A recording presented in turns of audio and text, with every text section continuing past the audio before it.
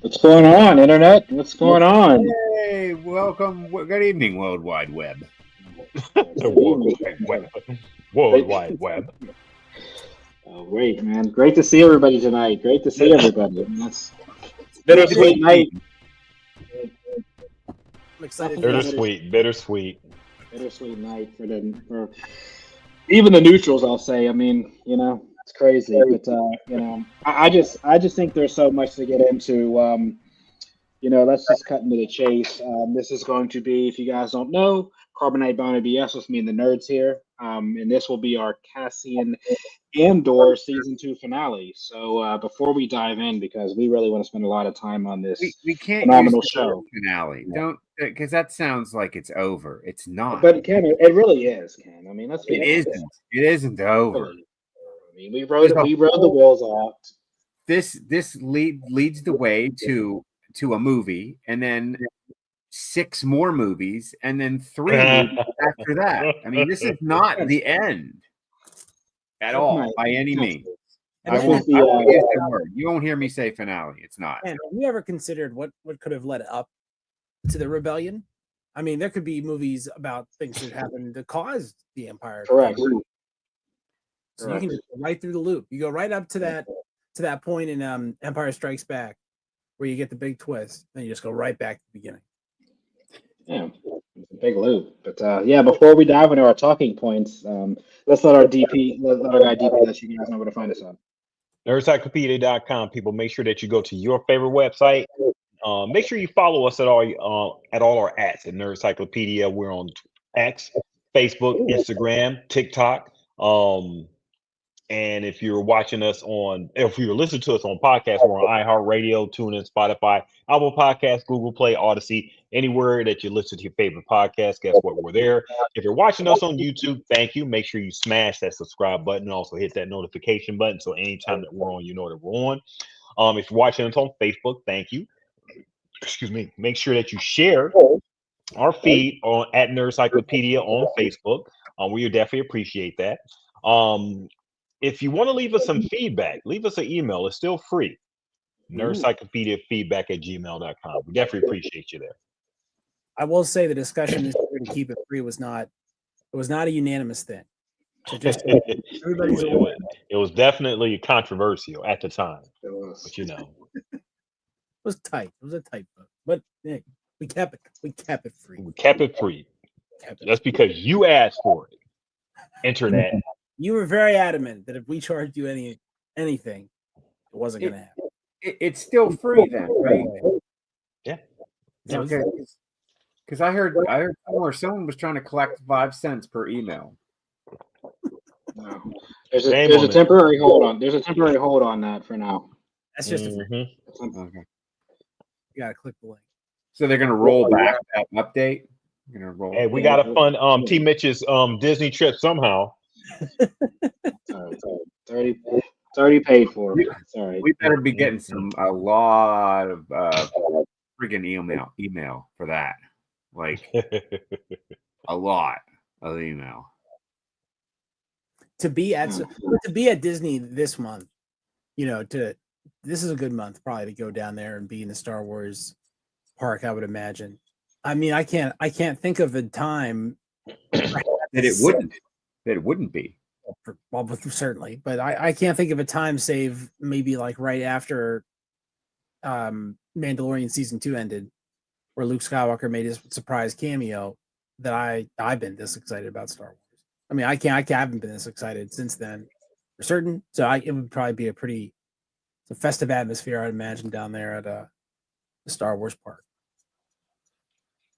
I mean, definitely well said. And I definitely think it'll be a great time to go over and see that area. I mean, it's right now. I don't know. I mean, we're all buzzing over this show, so hopefully some of the show and some of the theming of the show leads into maybe some enhancements that they can do as far as in Star Wars land. Because I mean, there's a lot. I mean, it makes me think about what's the name of it, Ken? Black Spire Outpost. I mean, why not? They could have named it, Ferrex now. I mean, there's so much I felt like they could have did with it before they created a brand new land. Like, all these new world like Capri and all these new places that we could. I'd go to Jeddah. I'd go to anywhere.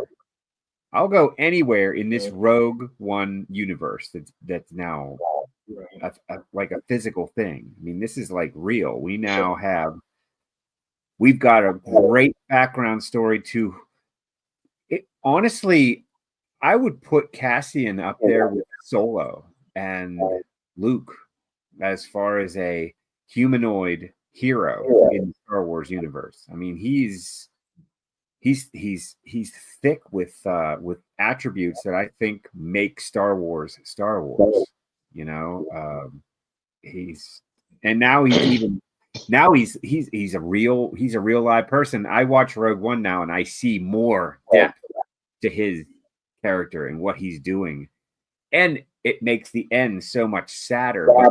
That was going to happen because that's what happens to characters in Star Wars. They move on, they transcend. So he leaves this reality and moves on to into something else. So maybe he'll be back. Well, I mean, I guess if we're going to start getting into it, then we got to dive right in. Let's just dive right in. How did you guys like the those last 3 episodes? Wow. It's hard to really. It's hard to say like how I feel right now because I feel very fulfilled in being like having faith in this series and giving them space and being glad that they were allowed to do what they wanted to do. I feel like I wanted more of this story specifically to know more about the characters that are left, like was still with careers here that are still flying out through the rebellion. Like, and I'm not a guy that thinks that the movies need to be re-edited and tweaked and changed or anything. And I don't know how you could do it. Right. I would like to see it. But could you see these people that we've now come to love that should be just like fixing a fighter somewhere on Hoth or like, just somewhere, pushing a crate of goods around, Yavin somewhere in episode 4. Like, that's how good I really think this was, is that I feel more like they should be tying this into Star Wars, like into A New Hope tighter. Right. Yeah. And that's what I meant. Yeah. When I talked about the kind of the remixing of their, the reshooting of the shows, not necessarily like changing stuff, but more intertwining this story. So you want like an amended special edition? Basically like a special edition where you just kind of face on something. Just like it doesn't have to be anything nuts. Just something little would be good because I mean, if you added in a whole Jabba the Hutt scene, a whole dance number, a whole Wampa fight, you could put Willman, you know what I mean? Welding something on a Y-wing, and it doesn't have to be a huge deal, but these people that could be around. Kind of like how they put Hayden at the end of Return of the Jedi. Right. Yeah. Exactly. Yeah, I was called backfilling. So let's just say you asked what we felt, how we felt about this. I would go see these last 3 episodes. If you gave these 3 to me just as they are, nothing else. I didn't have the first 9. I would buy it. I would buy these 3 episodes. I think they worked. There was a concise beginning with enough character development that I really didn't need the rest of it. And the way it just built itself up to that ending. I mean, granted, don't get me wrong. I like the whole deal. But I think these last 3, I think they did it right. And I don't know that we've all felt that way about finales that I used it. Shit. We haven't felt that way about the end of some of these stories we do about this. Right. I think that I don't think I've ever felt that for a TV show. I don't think I felt about a show, or I don't think I felt as confident about a show as this one that I was going to get a perfect like landing. I was. It's almost like I wasn't even worried about it, like sticking and landing and everything. It was just like it's going to stick the landing. You know, it's no way this could disappoint me or whatever. Because I think for the fact that we know that Rogue One is happening after, it was basically just it's just like them just landing a plane, just land on the strip. You know, you got Rogue One right there, just land the plane. You know, that's it. It's not like, okay, like with these other shows, we had like just an open end where we don't know exactly what's going to happen. It was already predicated what's going to happen with Rogue One. So for them to stick the landing on this was never a question for me. It's almost like they had the finale done. Like they already had it penciled in, and like all we have to do is just get there. And you know, I think you bring up an interesting point, which is that at the end of the day, like, and I've watched like the first half of Rogue One now this week, and I haven't finished it, but now Rogue One feels like another one of these 3-episode, you know, arcs, right? Feels like another one of these, like the 5th one of season 2, and it's really something else that they released them like this to really force us to digest them the way we did, right? We were sort of force fed 3 at a time. And I think it's made it so that the whole thing feels like a huge serialized story, which is what it was designed to do in the first place. Right. Like A New Hope was not supposed to be, I mean, it's a self-contained story and it's a very well-structured story, but it was not meant to feel like here's the beginning of the story and here's the end of the story. It was meant to feel like a slice, like a pie piece of this huge overall forever, you know, space opera serial, 25,000 years of history, drop the needle wherever you want sort of thing. That's how it was meant to feel. And this context finally, because it directly connects to A New Hope. And I think that's the brilliant strategic decision here, is not having it. This is it'll goes 1, 2, 3, 4, New Hope. Like there's no space in between. I think by anchoring this series in that movie, having that be really the finale of this whole buildup, is Luke blowing up the Death Star at the end of episode 4. And then I think it's a different story in 5 and 6, because it becomes more about, you know, the Emperor looking for Luke as opposed to the Emperor and the rebellion fighting each other, which is sort of the story of Andor and right. So I just feel like this, it really feels like a fulfillment almost of Star Wars. And this is even like not, and the characters are all so rich. Even even someone like Melshi, who's only in, you know, we haven't seen him in a whole season, just shows up and boom, you know what I mean? He's right back in the pick, like picking up. It was nice the way they brought him back in too. It was very, very slick and very, very nerdy, because I mean, not only was I looking at all the cool guns on the table, and then, you know, Val notices one particular weapon. Oh, why? Oh, wait a minute. We've seen that before, right? So they did it very well with the plant. And you said it perfectly, Steel City. Like Mandalorian, that storyline focuses on a different relationship in the sort of the galactic empire. This focuses on the relationship that we kind of all are familiar with as far as the original Star Wars vibe. And I think that's why it chimes so well, because it does resonate. It does work. It's on the basics. It's on the basics. There's nothing more that you really have to like think about. You guys, so Steel City, you saw like the first half of Rogue One, and I did go into Rogue One partially. I didn't watch the rest of it. I'm actually kind of like saving that for when we talk about it next week. But isn't it amazing how how the characters look from that movie? I mean, from Andor to that, from Mon Mothma, Diego Luna, and a few other characters. It looked almost exactly like how they do. And that movie was made back in what 2016. Yeah, 16. 8 years. 8 years difference. So it's not like it was a de-aging process and everything. it's like they just stepped out of Andor and just went into Rogue One. They got Mount Mothma's hair down to a T, her outfits and everything, except for Bail Organa. You would think that, okay, if you watched it, it was just a seamless thing if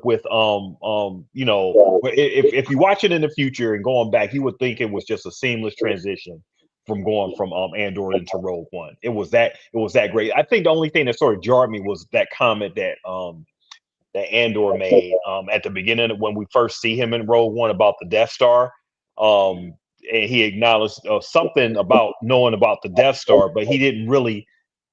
But he already knew about the Death Star in Andor, and it was just I guess the way he said it that sort of made like, maybe Gilroy could have cleaned that up a little bit. But I mean, that was just a little nitpick because he acted like he just found out about the Death Star in Andor. I mean, in Rogue One when he already knew about it in Andor.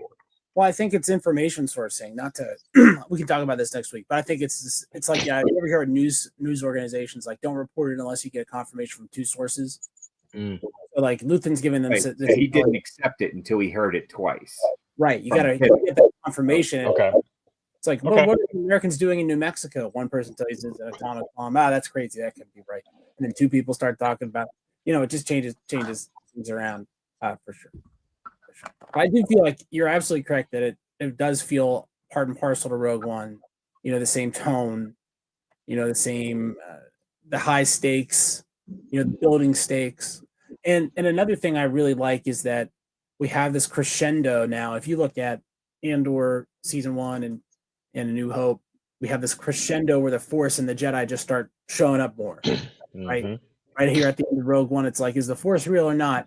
And that's a question I think that runs right through Rogue One. Right.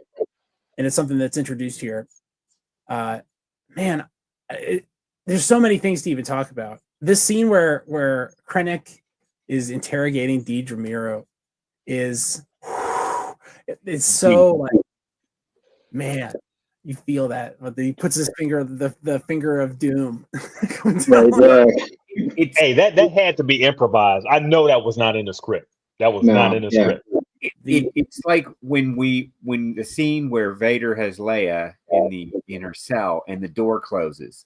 What happened? What was the conversation between them? Well, we got a little taste of that. We got a little taste of what Imperial interrogation might be between. Now, I don't know how close they were. I know that Krennic probably disliked Dedra because she was loose. She was a loose cannon. She had an objective. She was going to do whatever she wanted. She wasn't following protocol. She wasn't following any of the processes. And you know how corporations are when people don't follow processes and they run around on their own and do whatever they want. They eventually silence them and poke them in the head until they get so aggravated that they quit. Yeah. Oh, they manage you out all right. Oh, boy. Manage you out. But that I just thought of because I've watched that last episode several times into Rogue One and A New Hope. Like that whole thing. If you want a good evening of a couple hours of good storytelling, do that. Anyway, I just always wondered after the door closed between Vader and Leia, like what was happening. Well, we got a little taste of what it might have been, what it might have sounded like. And what a scene it was. I mean, Ben Mendelsohn, he was just eating. He was eating in that scene. He was chewing. That was just scenery, just being just like devoured by him. And Deidre, the way Denise go, the way that that she just bounced off him, and the way her expressions were, just whole dialogue between the two. And how he just found it was a lot of exposition, but it was great exposition about running down everything that we know about Deidre's personality, and what she is really after is not the same thing that the Empire is, and how selfish she was in doing a lot of that, and it eventually got her in trouble. Yep. Well, when you're a careerist, you know what I mean? All you want is to be acknowledged for doing whatever. It's dangerous because the same group that raises you up for oppressing people can just turn right around. You know, turn right around. And I love Deidre's fate. I love her going to this, you know, prison to build Death Star #2. One imagines that's probably what's going on there. Basically, the same place where Andor was. Yeah. Where she wanted to put him, right? Where she was going to put him. Where she wanted to put it. Yeah, Luthen too. More humiliating to have alive, if you capture your enemy alive and keep him alive. That's way more baller than killing him. That takes way more resources, way harder to do. Historically, that's a true thing.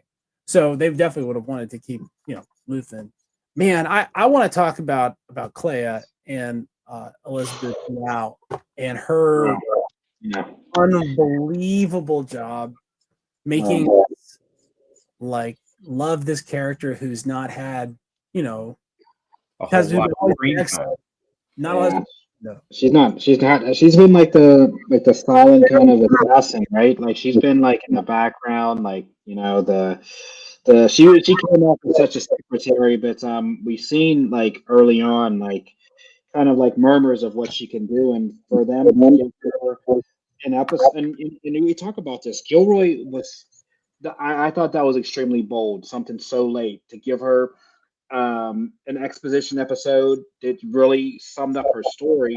And we talk about this, right? When we watch all these Star Wars series, is when they try to establish another character, how it falls flat. But this literally fit in an episode to where there was not one point in that episode I was thinking like, let's hurry up and get through her story because like we're running out of time. Like it was so seamless in the story, it literally fit right in. And I'm not wondering like I'm not getting enough. You know what I mean? The way he just kind of nipped her story because it was flowing as the episode was going, and I think a lot of storytellers can take maybe out of what he did.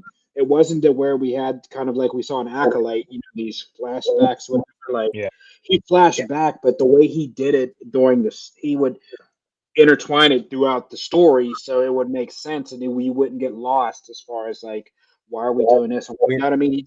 Where the story was going. Because I always say I hate the flashback. Yeah, and this was the first one where it really wasn't. Correct. Yeah, it did feel like when I saw Luthen as a slightly younger person, all of a sudden I like, oh wait, here comes the flashback, and then it eased into it, and I was like, wait a minute, wait, this means something. This is important. I need to pay attention. Because sometimes I see flashbacks in the Acolyte were like trash.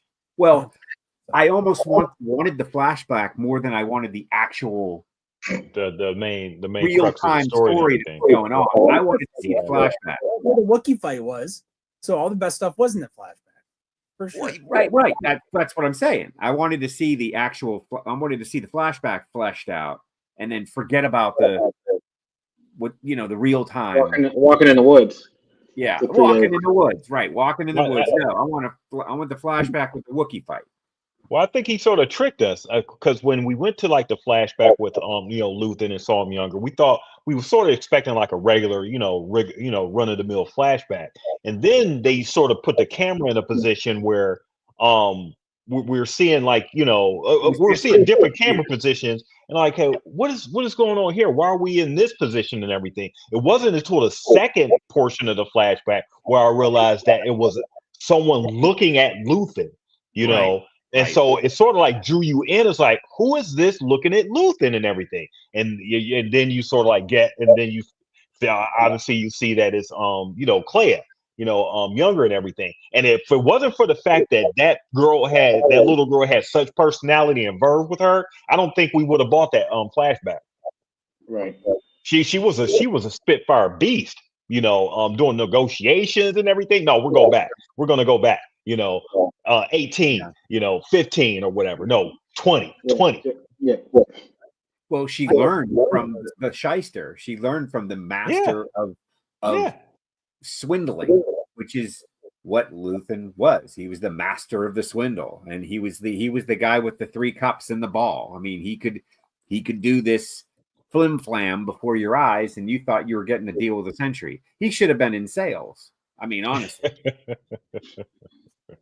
he would have been a great, and that's what he did. That's what he did. He sold the idea and the passion and the romance of a rebellion to Mon. That was his job. He had to sell the rebellion to Mon so that she would buy in and give him the money, the goods. So he had the funding to, again, he had to spread that rebellion out through the galaxy. $60 million. He's a great salesman. That's all. $60 million feels like a lot of money given to me or any of us here, or perhaps split four ways. None of us would complain. I think that's again, this is me telling the others to do that. Not at all. But if we were financing, say, I don't know, an insurrection against the government of the United States, $60 million ain't going to go that far, right? No. It would have to be $60 trillion. And you'd have to really get buy-in. You'd have to get enough people in. The admin to. Yes, you got to build a lot of shell companies in order to hide that to where it will be distributed and everything. Spread it around but you got to hide it because that's definitely a lot of funny money that people can see. Yeah, but you have to be careful, or else then people think you're committing a crime. But if you do it properly, you can actually finance a takeover of whatever you want. Man, I love that whole. The flashbacks are great because what they're making you think they're doing is Luthen's life is flashing before his eyes. Yeah, and because Star Wars doesn't do that, and plus the whole point of so he would be dead. He wouldn't have this monologue. But then by flipping it and showing, this is Clay remembering all the ways he prepared her for what she's about to do right now, just to be and to do what she has to do to protect the project at all costs, which is to murder this person who's not just her mentor, not just her father figure, the person who saved her from the Empire in the first place, and then taught her how to destroy it. So the emotional heft that's brought to this, and then the heisting on this show is just so incredible. Every heist, every mission, the intricate, wonderful. This whole thing reminds you of playing, GoldenEye, 007. Oh, for sure.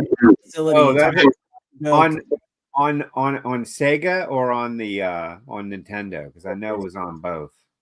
64. Everybody's done the red circle aims. So while we're talking about the flashback, now they dropped some different locales, right? So locations to me are very important in Star Wars. Like I need to see. So they wound up on Naboo, right? Yeah. So I mean, and that brought a lot into perspective because that was connection, that was ligature between the old new Star Wars and the new Star Wars and the original Star Wars. Like that just lays stuff together, because that to me that sells good. That's worth a lot to me when I see a world that I only saw in like the Attack of the Clones era. I only saw Naboo there. Now I'm seeing it in this sort of this structure that's bonding the two together. And it was tactfully placed and a nice element. They blew up 2 Imperial transports. Like, who knows what's special about Naboo in the Empire? What's special about Naboo for the Empire? Gungans. What is it? It's staring us right in the face. Well, it's Palpatine from Naboo. This is his home planet. Yeah. So if you want to stick your finger in his eye, the first place you're going to go is to show that, look, even on his home planet, he doesn't have total control. So if you want to egg on someone's face, right, you go right to their house and you throw egg on their face. That's you're right. That's how you do it. That's the A to B straight line thing, right? Just go and do it. So, and look, do we see this in the real world? Or in pretty recent memory, has there been protesters going to the chief executive's house and protesting there, and it becoming a whole thing, right? Mhm. These places, there's symbolism to them, and so showing them going to Naboo in this, 10 years before the main action of the story, and really showing, Palpatine, hey, you're not safe even on your home planet, I think is just a great scene. And you're absolutely right. I think we probably did the same thing with Naboo. Like, oh, it's Naboo. Like as soon as you saw that bridges, right? The Roman style architecture. And that portico, the where like the palace, Yeah. because that was all leading up to and so it wouldn't have been, obviously it wasn't Padme, but it was her predecessor who would be ruling, at that time. This was the excuse for Palpatine to just wipe out the guns. I would imagine that he would, as a reactionary politician from Naboo, he would probably be pretty anti. And what did the Gungans do? They started the Empire anyway. It was something that Ken said last week about why did Palpatine build the Death Star?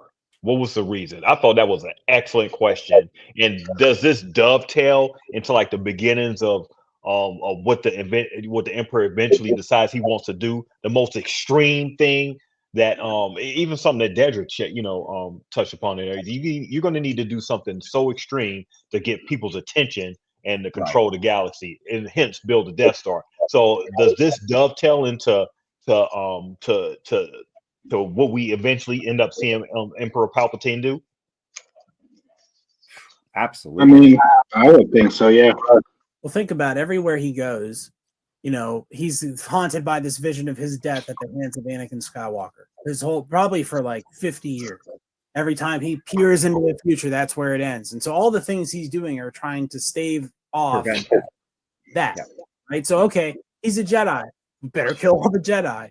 All right, well, he's a soldier. Better start a war and kill all the soldiers, right? I mean, you can almost see that the hand of the Sith guiding him that way. He's like, okay, if he loves me, he won't kill me, right? I better not give him anything else to cling on to, so I better get rid of his wife and his kids and every single friend he's ever had. You can see Palpatine doing all these things. And the Death Star is another one of those. Well, he couldn't possibly develop a power base if every single time somebody speaks up against me, I just blow up their home planet and move along.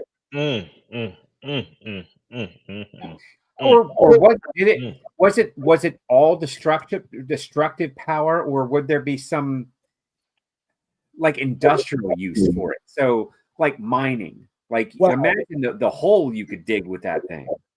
Quickly, if you were looking to mine a planet of its resources. Well, I don't think that it's probably historically unusual for a planet to be converted into resources for use by this economy. Now they probably. You don't think people do that? I think even now. Well, I don't think that there's anybody that we're aware of that's doing that with planets with a S at the end of it. I do think that strip mining is destructive, and if you wanted to make it so Pittsburgh wasn't here, and you dug a 1,000-foot hole and made it a square mile, you could accomplish that.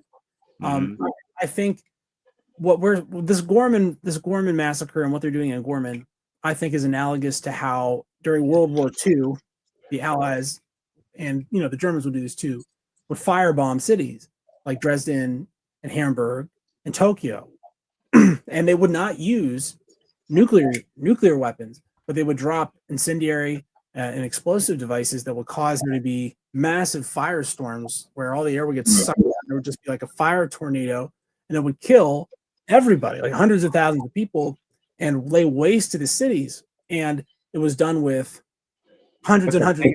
The land was okay. The land and the resources were fine, so you could come in and strip mine the whole area without worrying about people.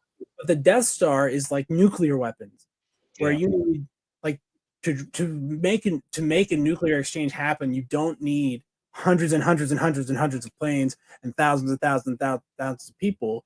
You need one missile, and that's it.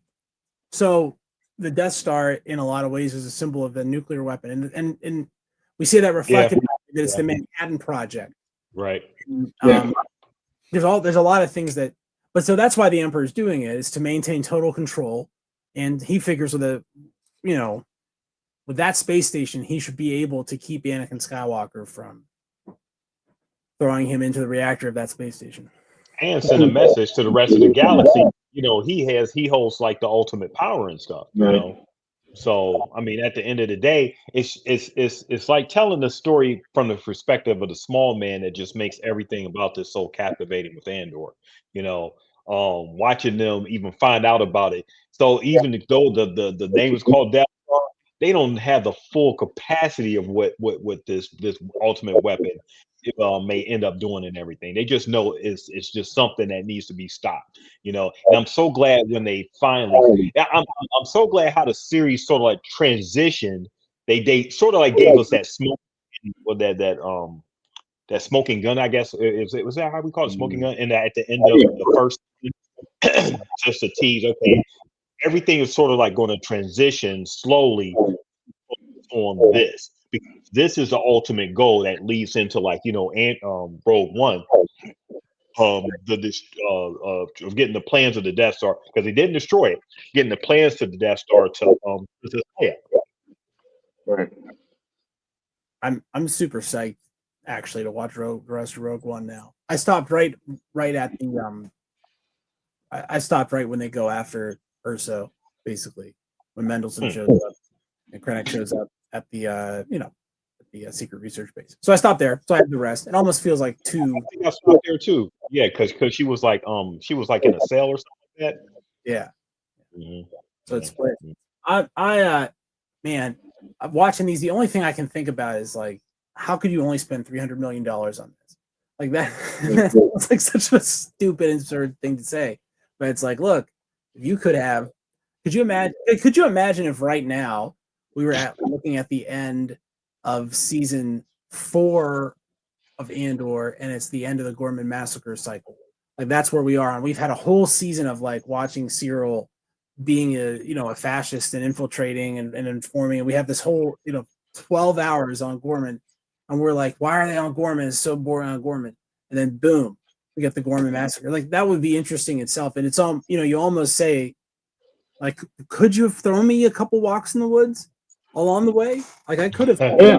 That's the crazy part.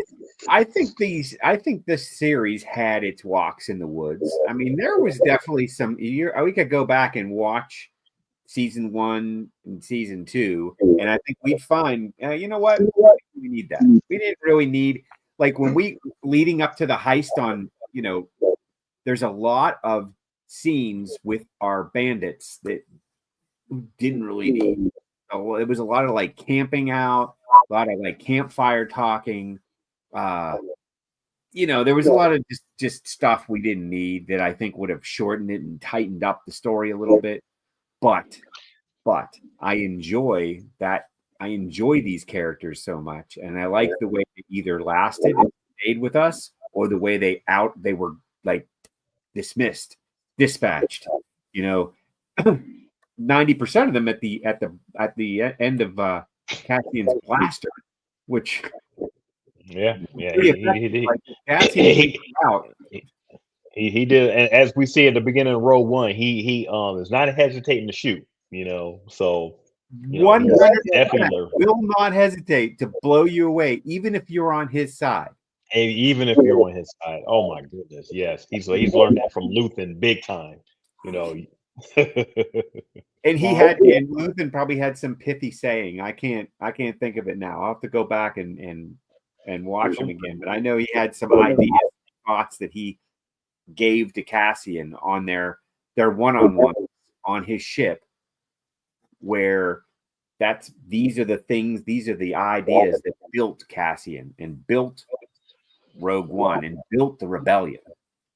One comment I do want to make about 10 is, number one, Andor wasn't in it at all, our lead, even though that's what the show was called. He was not in the episode whatsoever, and it was such a fantastic gamble for them to make Clay the main piece of it, is because it could have been just a regular Andor episode where Luthen has to die somehow. We need to find a way to take him out and everything. So he could have just died at the hands of a soldier or whatever, just randomly and everything. Mhm. To interject the origin story of Clea and how they met, how their relationship developed and everything, without their main character being involved whatsoever in the episode, was such a brilliant way to send off a beloved character that we met from like the start of the series and everything.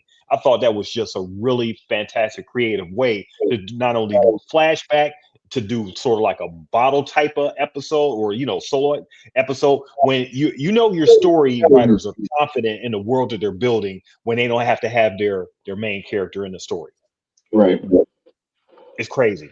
And to do it with a It's character right. that we just now are, like Team Mitch said, just meeting, well, not meeting, but Yeah. just giving a little bit of shine and everything, it was just a brilliant move on their part.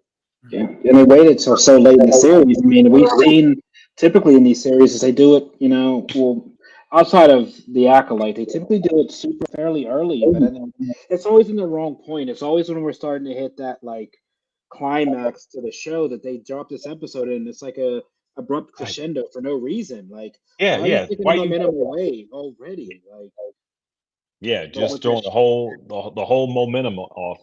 And I guess we got to also talk about like the 11th episode as well, because that was brilliant. Come Yep. on now. The Mon Mothma speech, the speech. Oh my goodness.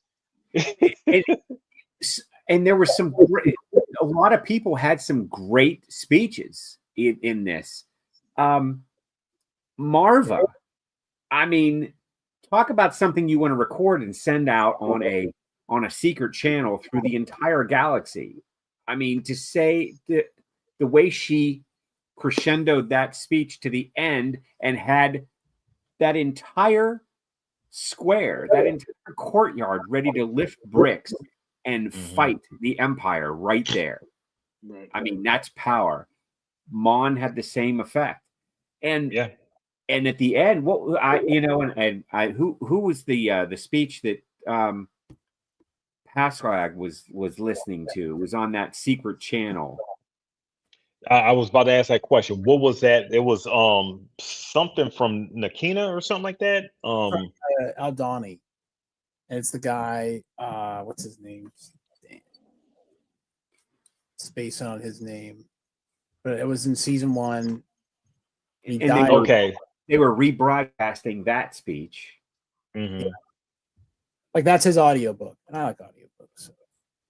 Oh, the kid, the nerd, the fixer, right? The kid that died, the one that got run over by the money. Yes. Oh man.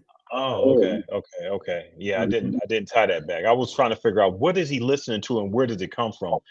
Did it come from the actual series itself or from another piece of property? No, it was from this. It was from It was from this. Okay. Andor, yeah. Okay. But But yeah, the speaker. Nemec. Would you say? Name is, man, that Nemec's name. Okay. All right. That I know it began with the N. But yeah, brilliant speech, brilliant escape, getting her out and everything. And man,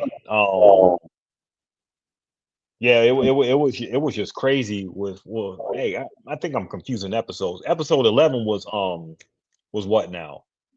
11 was the one where they start getting all the pieces in place. Where there's all the Yeah. I'm confusing 9.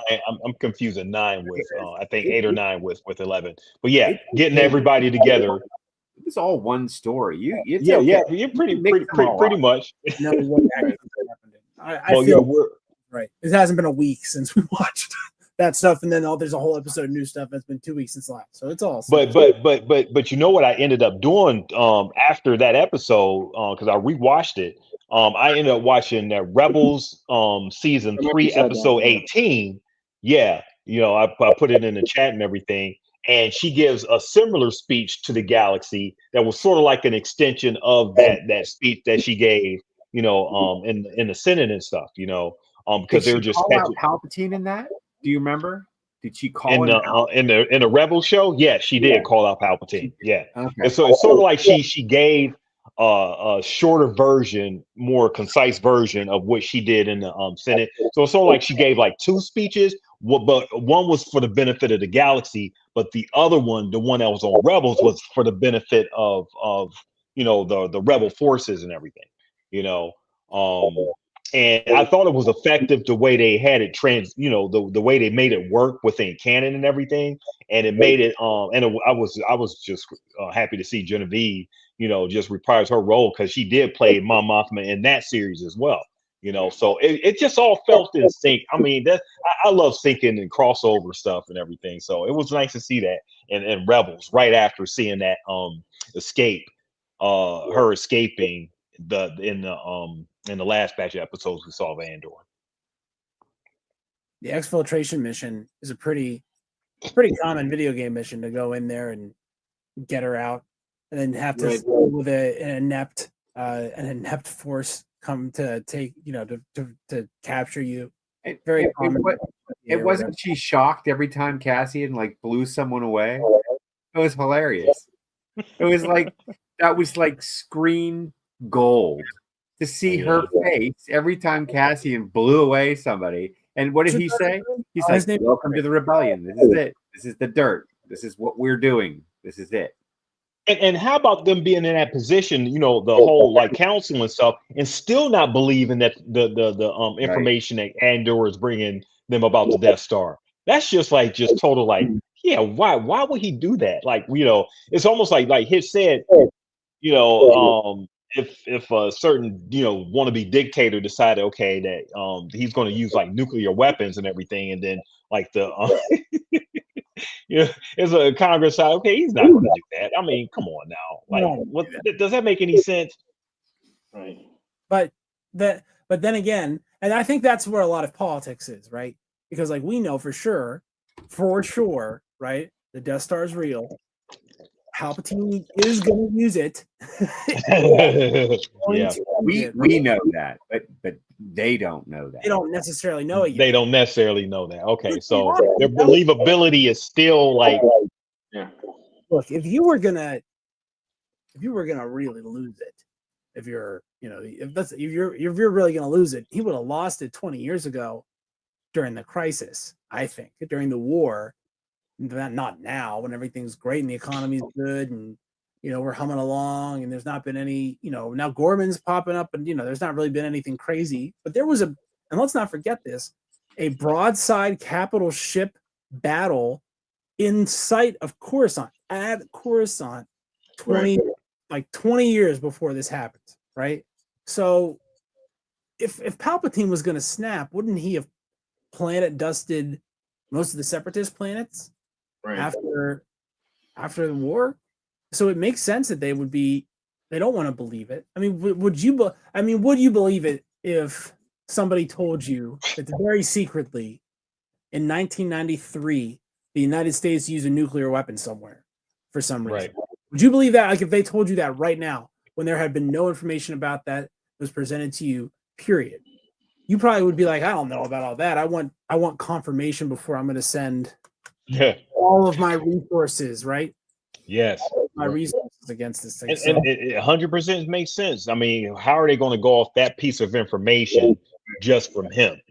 Well, I think, this is like the beginning of the establishment, though. They're like kind of like counterintelligence, right? Because the whole time they're saying, like, listen, Luthen's been counterintelligence. Yeah, he kind of plays both sides, but it's like the James Bond, like that's that whole spy aspect that you have to play both sides. I don't think we talked about this. Them coming from that political kind of spectrum, they're not understanding the stakes, right? That these agents or these pawns have to go through, right? And I think that really hits home with Mon Mothma, which is why she's more inclined to believe it because she's just been through kind of an escape, right?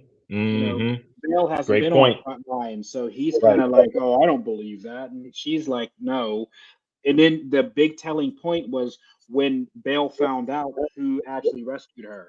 So that's when everybody started to think, like, oh, Cassian is the reason you're here? Oh, okay. why he didn't know that previously, and you know what I mean. It just I bet at the end of the last set, he said, "I'm here, and then these other guys." Luthen gave him that gig. That was going to be his last job.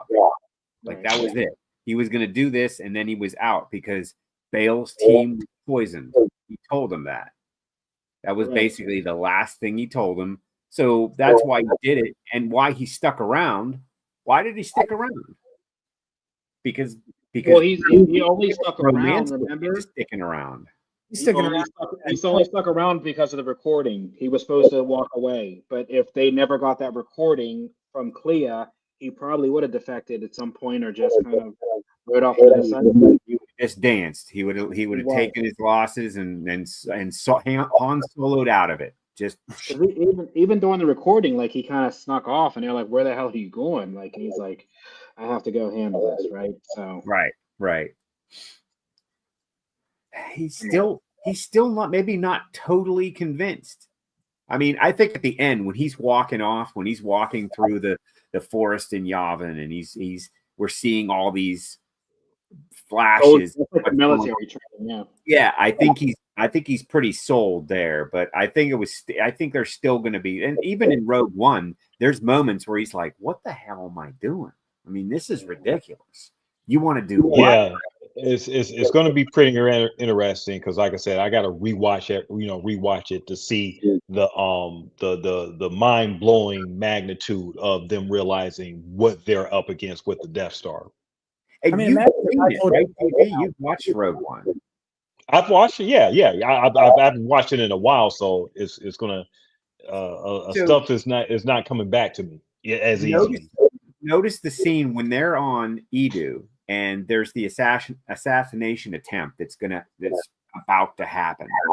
Andor has a moment where he's like, you know what? Maybe I should let this guy get murdered. But then he changes and he's like, no, I need to save him because he's my girlfriend's dad. Like there's more than just what he's doing, what Galen Erso is doing. There's more going on that he thinks we need to have this guy alive for whatever reason. And remember, that's sort of a flashback time because it starts we're in the future and then the story goes back. Right. And it kind of goes back to where we are at the end of Andor. So if Death Star is the Manhattan Project, Galen Erso is Albert Einstein. Or what's the guy that Oppenheimer's credit. Oppenheimer. That's who Erso is. Erso's Einstein. Erso is the one that has all the knowledge, and Oppenheimer is the one that. Yeah, but Erso was like, "Here, I'm going to do this." Einstein was like, "No, don't do this. I'm telling you about it, but don't do what I'm telling you." But remember, but Erso willingly did it, but he also willingly did it with a failsafe that he was eventually going to give to the rebellion. So it's basically like, Galen. I mean, think about it. Galen was a member of the rebellion. He literally was an engineer that played both sides, right? Because he was in touch with, what is his name? Saw. Forrest Whitaker. Saw. Yes, he was with Saw, who obviously rescued his daughter, and he's the one who built the failsafe. So if we think about it, if he didn't get blown up on that planet during their, I don't even know, I guess their Inquisition. I mean, I'm guessing that he would have found a way to get the plans or the idea to somebody in the rebellion, Saw or maybe that pilot who defected. I mean, we don't know really what. And he might have been there with Mon and Drebin and Organa. He might have been there at the table leading the rebellion. That's what I'm saying. He could, I wish we would have got to see him to some capacity, because the movie, like you're saying, gives the kind of exposition that he plays both sides, or he's maybe a part of the rebellion. But I just wish we would have saw a little bit of that, like maybe him being at Yavin and being like, hey, like, let us know what's going to happen, or how do we contact you? And he's like, I'm in contact with Saul, because we saw the crazy thing was we saw the Star Destroyer outside of Jeddah, which we saw in the movie, versus where we see the exposition going with Andor. So that all lined up. I just wish they would have kind of lined up a little bit more of the with the Galen Erso part of it. Yeah, just a little bit. They didn't have to give us much, but I would like to see just a little bit of that and kind of just hearing his name right on screen, them mentioning the Death Star, Dedra was the first person to say Death Star. Everyone else was afraid to say it. She's and the reasons why she says it. I mean, what critics like, what am I down here for? Name what why would I come down here? Why would they call me of all people, to come down here? Death Star. And she knows. Yeah. What do you say, Hitch? Because of Lonnie. Right. Because Lonnie's dead. Then do you think the guy that's in charge of the Death Star, that's a very Cassian death, wasn't it? Luthen blowing away Lonnie. Cassian would have done the same thing. Man, I mean, and how about Deidre never changing her password? Like, you got to change your password once every 2 years.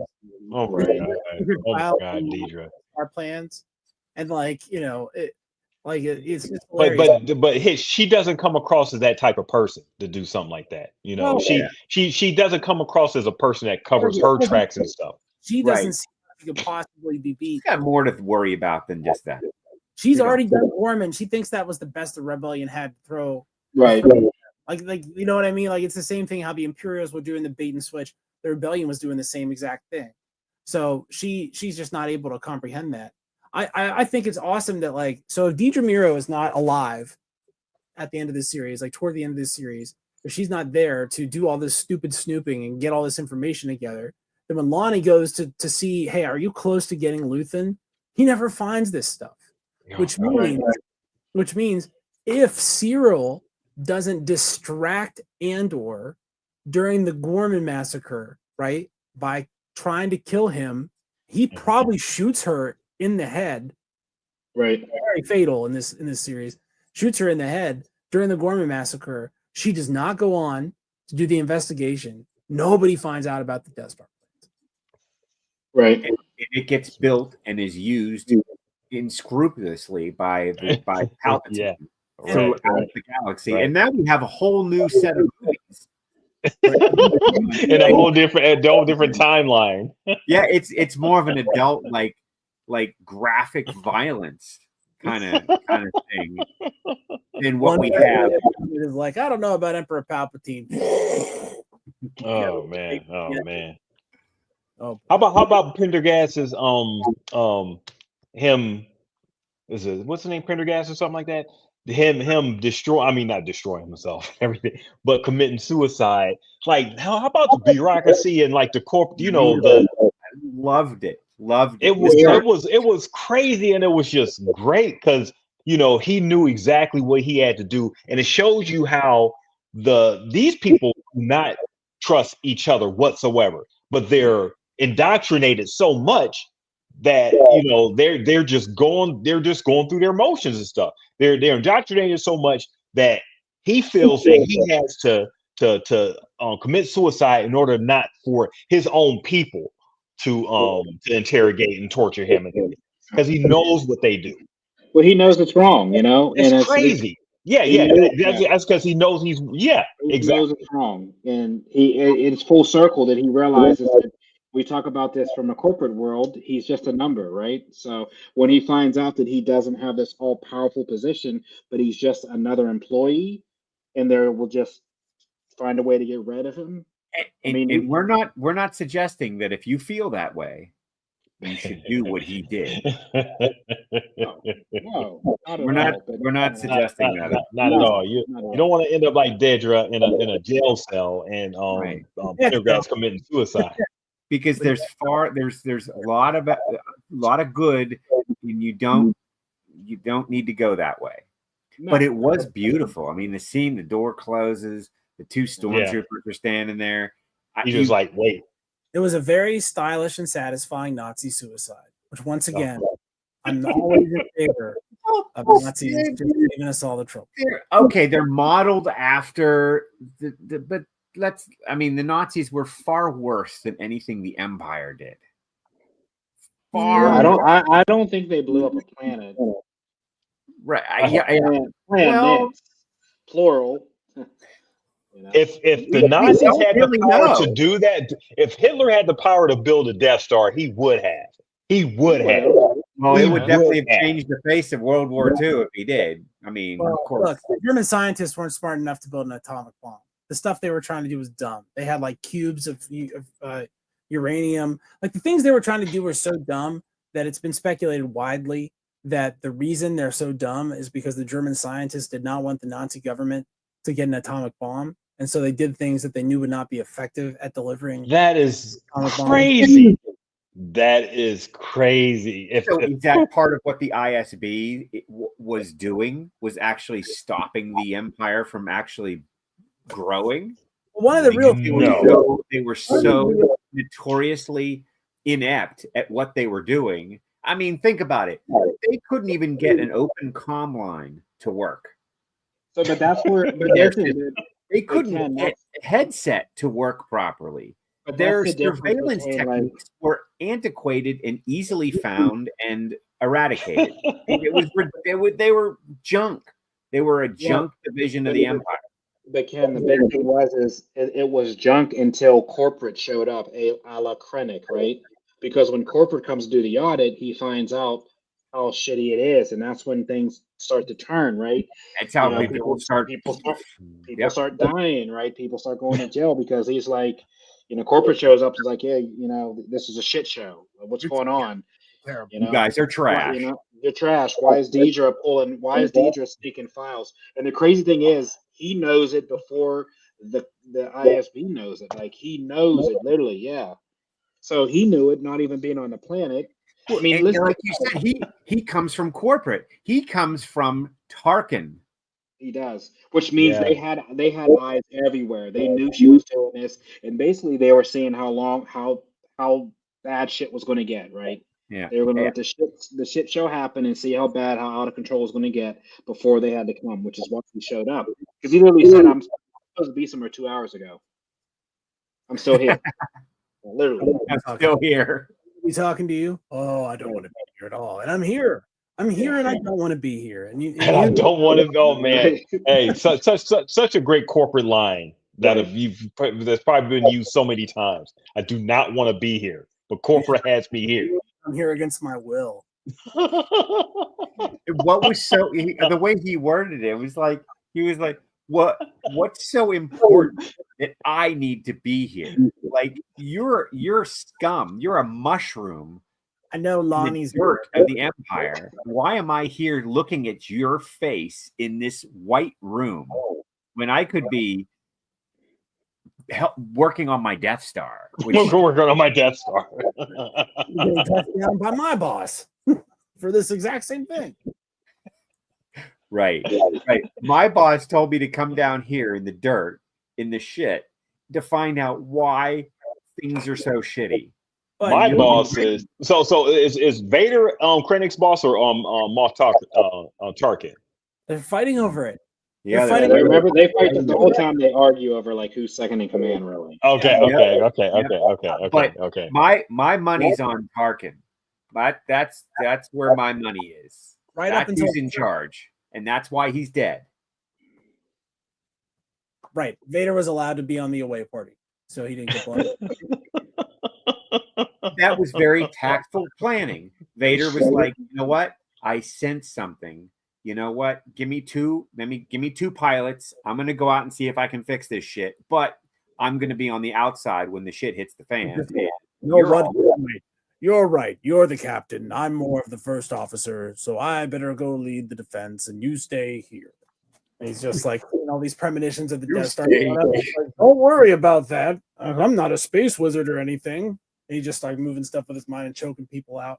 That would be a great like sub series, like Tarkin's last days. Like, what did the relationship crumble between Tarkin and Vader? Because I kind of feel like they were not buddies, like they didn't go drinking or anything, but I think they had a mutual respect for each other. Because like I say a lot, Tarkin's the only human that ever spoke back to Vader and survived. Vader did not take Tarkin out. Tarkin would still be in charge of the Empire if it hadn't been Luke Skywalker coming in and jacking up the party. Tarkin would still be in charge. It frames a lot of stuff. Luke just happened upon some things and helped to save the galaxy. I can't wait to watch this whole thing over again. As you know, through the eyes of through the lens of Andor. As I say, it'll put a lot of stuff in perspective, I guess, if you want to you'll be call like, it. I can't wait to see something like the line when Leia tells Han, like, "Oh yeah, give me the F," and I'm sure they'll pay off. They'll pay you everything you deserve. Just like capping people, and she's just like, "Oh, they'll pay you. Don't worry about it." And that's hilarious now, and like it makes me think like if someone said that to me in this series next, I would think that person's gonna die. Like that person get shot, and the next thing we're just gonna see a limp Wookiee laying in a chair. That's just how. In Andor in the corner with a smoking blaster. Like, oh man, I can't get enough of the show. Like it's just like you said, it opens up a whole new lens of what we've already seen. It completely changes my perspective though on the original trilogy, as we'll discuss. Like I just look at things so differently. I think from the lens of this now, even Rogue One. I mean, I think I'm not. I haven't seen it as many times as Ken, but like I literally like have it on maybe as background TV or something. I probably watched like 3 or 4 times this week, and like just to think about it, like kind of what happens in it. It just opens your eyes. I mean, we didn't even have time to discuss like Jeddah and the fact that they were mining Kyber and all this stuff. Like it's crazy, right? Like I mean, that's literally a planet. And you talk about the Force, right? And it's crazy because we talk about wizards and we didn't really mention the Force, but we know how important Jeddah is, and do these Gormans know what the Kyber's used for? Like, do they know about lightsabers or what Kyber is used for? Make me wonder. Like, we see that at this point Jedi are in hiding, right? Have you come across one of these wizards? Just there's so many stories that I feel like we talk about like this Andor series can branch into now, and it's a shame that Gilroy has a lot of projects that he's working on because I would love to see him kind of give us. We talked about the reverse, after post 7, the birth of the First Order, right? So kind of flipping the role reversal here and seeing how they kind of come back, but he has a lot to work on. Seasons of Rogue Squadron after episode 4 with some of these characters doing these special forces operation stuffs with the fighters and make Clay is she's somewhere in there. Yeah, she's a Han comes into leadership. Luke Skywalker ends up being the commander. Maybe Clea never really recovers from her stunner incident. Like that thing really jacked her up. Here's some criticism. These are, Cassian is military trained. So's Melshi. They both understand technology. They both understand weapons. And why would they all stare at this thing when they know what it's going to do? Marines are, when someone throws a flashbang into a room, Marines are trained to pill bug. They are trained to cover up everything. You try to cover your ears and your eyes. Yeah, you try to cover your ears first. But yeah, even if you throw the flashbang, you're trained to do that because even if you're in the hallway outside the room where you throw it, it still has a concussive effect.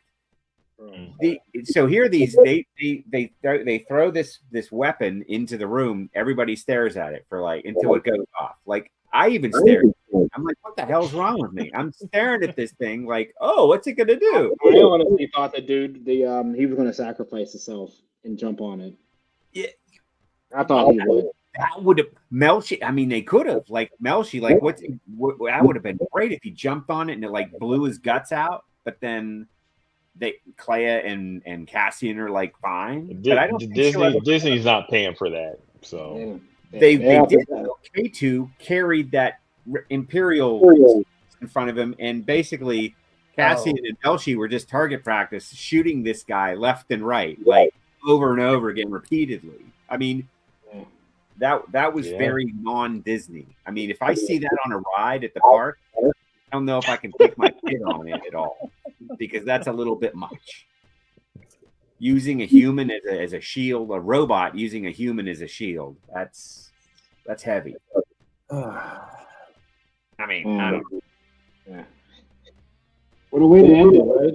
That's all I can say. What a way to end it. What a way to end a great series and a great show.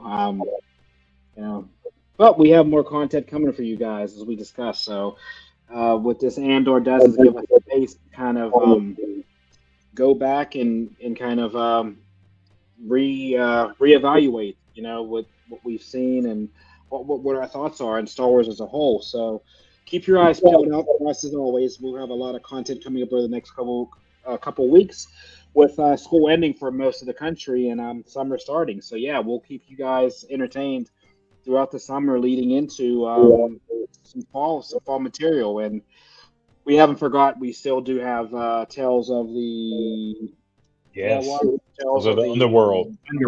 So yeah, we have that to cover that as well. So we might break that into maybe in 2 parts for you, just so you know the internet. Yeah, let's break it into 2 parts. I'm down with that. Yeah, so for sure we have content coming for you guys. So as EP said, make sure you're interacting with us and sending us a free email while it's still free. So let us know your thoughts on this episode as well. And until next week, guys, this is the way. This is the way.